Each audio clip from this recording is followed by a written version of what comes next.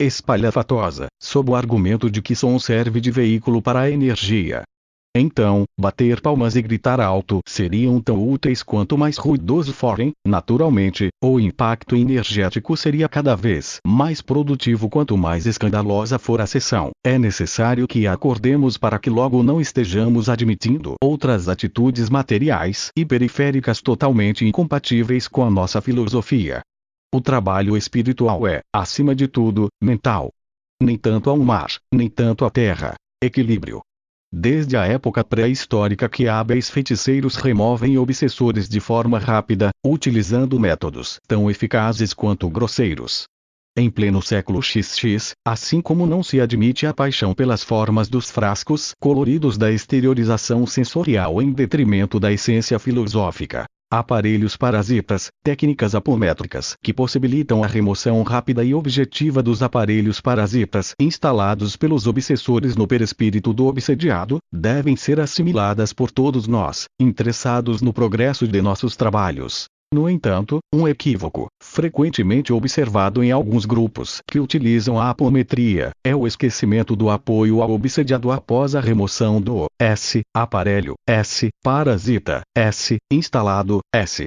É indispensável o esclarecimento pelo estudo e a promoção da reforma íntima da pretensa vítima que, não se modificando, logo irá atrair novos obsessores. Obsessores retirados do campo mental do obsediado a fortiori e enviados a outros planetas ou a estranhos locais ou dimensões extrafísicas, talvez merecessem uma atenção mais adequada. A ausência de diálogo com espíritos enfermos, em certos casos, apenas determinará a mudança de endereço dos obsessores, bem como a admissão de novos inquilinos na casa mental desocupada do obsediado. Se está na hora de modernizarmos as sonolentas sessões, onde chega-se a dormir literalmente, imaginando ingenuamente estar se cedendo o ectoplasma ou trabalhando em desdobramento inconsciente, o que eventualmente até ocorre. Também está na hora de não exagerarmos na postura inversa. Faz-se necessário recolocarmos a filosofia espírita, o amor e a serenidade nos trabalhos mediúnicos e não bandizarmos a doutrina espírita, nem mesmo brincarmos irresponsavelmente com animadas técnicas. Na matemática do trabalho é preciso somar com a nova técnica sem subtrair conceitos filosóficos básicos, evitando divisões desnecessárias, para multiplicar os resultados na tabuada do amor. Desvendando o dom mediúnico. Escrito por Fabiana Donadel, com a orientação do espírito Irmã Teresa Procura. Passei tanto tempo te procurando. Olhava para o infinito e não te via, não sabia onde estavas. E pensava comigo mesmo: será que tu existias mesmo?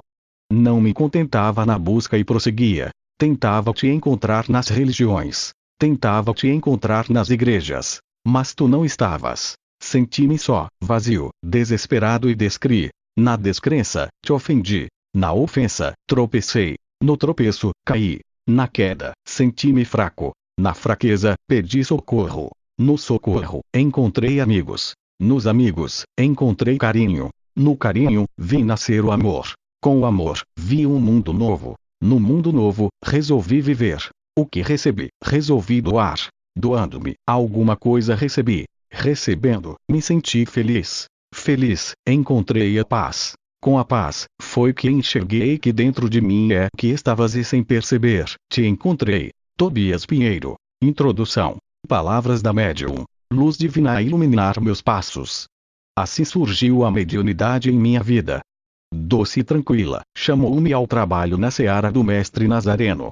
Desatenta, precisei de voz mais enérgica para dispor-me ao chamado. Desta forma, aprender o real significado do amor fraterno. Pelas mãos dos amigos espirituais, conheci um amigo que de forma sutil mas decidida, conduziu-me para o início do aprendizado mediúnico, dando, também, oportunidade para o exercício deste dom esplêndido do qual somos dotados em diferentes graus de comprometimento. Através da terapia de vidas passadas, pude conhecer minhas outras vidas e verificar que vinha, com o passar dos séculos, negligenciando a mediunidade e a oportunidade de resgate de erros que esta proporciona. Não era mais hora para a rebeldia. Era necessário preparar-me e acordar os conhecimentos que jaziam adormecidos na memória inconsciente. Confesso que ainda relutei quanto ao fato de falar a respeito de minha pequena experiência no exercício da mediunidade. O ser espiritual que me acompanhou por diversas existências, dotado de persistência e humildade, oportunizou várias mudanças em minha vida e um doloroso e eficiente processo de autoconhecimento, para que eu assumisse minha tarefa de intercambiar informações entre o mundo físico e o mundo espiritual. Em uma de suas primeiras manifestações, através da psicofonia, Irmã Teresa nos disse: paciência, paciência, paciência, fé, coragem e resignação. Hoje consigo entender o significado de enérgicas e doces palavras. Através delas pude compreender o passado como fonte de experiência e produzir efeitos benéficos no futuro. Jamais havia entendido com tanta precisão as palavras mencionadas. Quando ela me ensinou paciência, pedi a que eu entendesse que tudo tem seu momento e não devemos nos antecipar, exigindo para nós aquilo que não é necessário. Aguardando que a bondade divina nos brinde com a realização de nossos pedidos, à medida de nosso merecimento. Me falava em fé, para que compreendesse que é preciso crer a fim de ensinar. Quando falava em coragem, alertava-me para as sarças e espinhos do caminho e, por fim, pedia que me resignasse diante das provas difíceis. Essa mensagem nos foi repassada há 2 anos. Nesse intervalo de tempo, minha paciência não foi tão grande, mas aprendi a tê-la. A fé não me faltou. A coragem descobri agora e, quanto à resignação, compreendi o que significa e o porquê de possuí-la nas últimas semanas. Neste dia, lembrei-me do trecho do Evangelho que diz: todo aquele, pois, que se humilhar e se tornar pequeno como esta criança, será o maior no reino dos céus. São Mateus, capitão Schwiel, v. 1-5. Meu desejo, sem dúvida, não é ser o maior. Quero, então, somente, aceitar os desígnios da bondade divina sem rebeldias e reclamações. Como é importante ter a compreensão de que tudo o que nos acontece hoje é fruto de nossa própria semeadura. Isso nos faz sentir a responsabilidade sobre nossas ações e nos leva a refletir acerca de nossos planos. Muitos dos sonhos que tinha na adolescência estão aguardando, pacientemente, sua realização. Os projetos para o futuro já são bem diferentes, pois agora creio na reencarnação e sei que eles só dependem de minhas atitudes e de meu merecimento. Peço a Deus e a meus mentores, dotarem-me sempre da capacidade de discernir e da saúde para colaborar de forma efetiva e consciente, no trabalho de socorro, auxílio e orientação aos que sofrem. Verificando as experiências encarnatórias anteriores, vejo que diversas vezes negligenciei o chamado e orientação dos bondosos amigos que me acompanham. A rememoração de uma delas foi muito marcante. Há cerca de 350 anos, em Portugal, após ter sido adotada por um casal que não podia ter filhos, comecei a manifestar capacidades mediúnicas. Chamava-me Fátima e contava com 10 anos de idade quando comecei a receitar ervas medicinais àqueles queixosos de suas doenças e dores.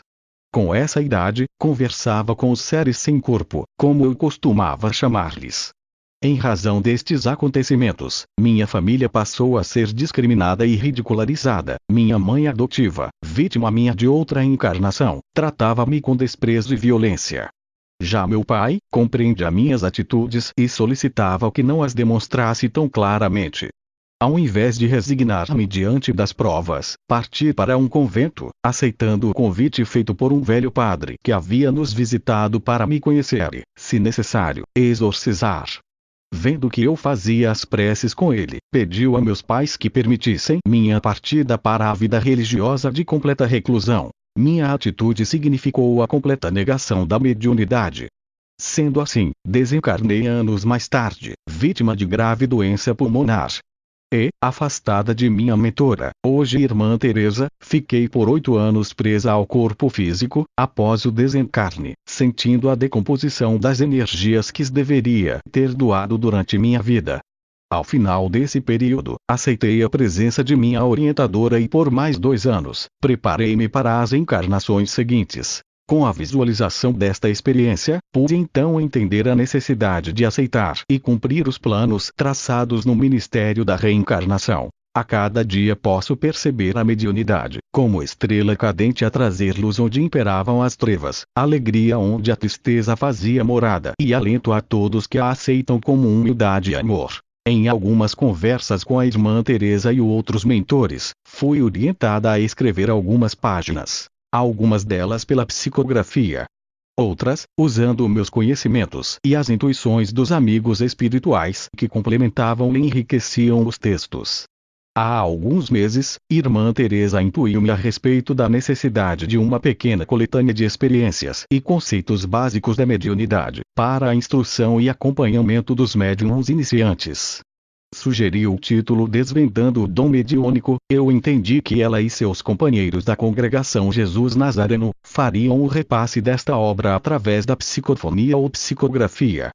Creio que me deixou entender assim, para me encorajar. À medida que as instruções eram repassadas, percebi que a pequena obra trataria de uma pesquisa sobre a mediunidade, seus tipos e o comportamento que o médium espírita deve terça-feira. Além disso, Desvendando o Dom Mediúnico, deveria contar com relatos de outras entidades e a participação de outros amigos, trazendo suas mensagens de paz, harmonia e universalidade. E, no último capítulo, falamos da arte cura, trabalho que tem facilitado aos médiuns novatos o entendimento da incorporação e dos demais tipos de mediunidade. Esta é, pois, a humilde obra que lhes apresento, desejando que possam encontrar nas páginas seguintes respostas para suas dúvidas e seus questionamentos, além de lições de vida e amor. Fabiana Donadel, Lages, 21 de abril de 1997. Mediunidade. Segundo irmã Teresa, mediunidade é dom divino, antigo e eterno, capaz de levar seus portadores a resgatarem, diante da bondade divina e de si mesmos, seus erros de passado. Não é desagradável, como pensam alguns, ou impositora de duras regras, como afirmam outros. É assim, bálsamo para o alívio de muitas dores e sofrimentos e fonte segura e inesgotável, de aprendizado. Ao ser questionado sobre o conceito de mediunidade, difundido no Templo da Paz, o mentor Maidana nos respondeu: mediunidade é fonte do autoconhecimento, através das experiências vividas pelos encarnados e desencarnados, que são resgatados em sua fé e consciência cósmicas, pelo agente chamado médium. Médium é, pois, o agente através do qual impulsiona-se, com mais facilidade, a reestruturação das criaturas em desequilíbrio. É através de suas energias que o mundo espiritual produz, no campo físico, os efeitos de melhoria, e até mesmo, cura total, dependendo, única e exclusivamente, da necessidade e da vontade do indivíduo atendido, em se ver recuperado. Mediunidade constitui ferramenta básica para aqueles que pretendem resgatar em tempo menor, um grande número de fatos advindos das vidas pregressas. Faculta-se ao portador da mediunidade em fase de trabalho de socorro, o direito de negá-la. Ao fazê-lo, porém, arcará com a presença da inestimável e proveitosa dor.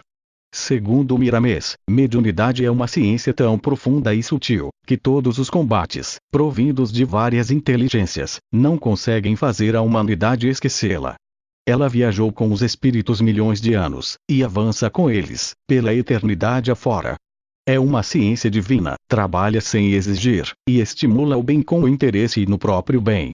E, ainda, transmitir algo para alguém, é servir-se de canal por onde passavam ideias ou coisas. O médium espírita serve de instrumento para as almas se comunicarem com os homens, afirmando, assim, a sua imortalidade ao deixar o corpo físico. Quem é médium não inveja o outro, porque este tem tais e quais qualidades mediúnicas. A distribuição dos dons é esquema da divindade, que sabe colocar em cada ombro as responsabilidades que compete a ele desempenhar. Meditemos no conselho de Paulo, aos Coríntios, capitão v. 24. Irmãos, cada um permaneça diante de Deus naquilo que foi chamado. A função de cada médium é aprimorar com amor todos os seus intercâmbios. O estudo, a meditação e o trabalho levarão todos ao ideal superior. Mediunidade é, pois, uma faculdade inerente ao espírito, acompanhando desde a primeira encarnação na Terra e desenvolvendo-se de acordo com suas necessidades, paralelamente às demais habilidades do ser. É importante frisar que não foi inventada pelo Espiritismo. Portanto, não é exclusividade de nenhuma religião e, como verificamos em conceito anteriormente citado, mesmo com todos os combates e falhas interpretações, permanece na bagagem da humanidade, sempre lembrada e cada vez mais respeitada. Para entendê-la, não se exige alto grau de intelectualidade, pois como está no Evangelho com respeito ao entendimento da doutrina espírita, é preciso, pois, para compreendê-la, uma inteligência fora do comum. Não, porque se vêem homens de uma capacidade notória que não a compreendem, enquanto que inteligências vulgares, de jovens mesmo, apenas saídos da adolescência, a apreendem com admirável precisão em suas mais delicadas nuances. Isso decorre do fato de que a parte de alguma sorte material da ciência não requer senão olhos para observar, ao passo que a parte essencial exige um certo grau de sensibilidade que se pode chamar maturidade do senso moral, maturidade independente da idade e grau de instrução, porque é inerente ao desenvolvimento, num sentido especial, do espírito encarnado. Capitão Schwinn, item. Os bons espíritas, Evangelho segundo o Espiritismo. Sendo a mediunidade um dos atributos do ser, ela pode aparecer em escalas diferentes em cada criatura, produzindo efeitos também diferenciados. Embora muitas religiões e a própria ciência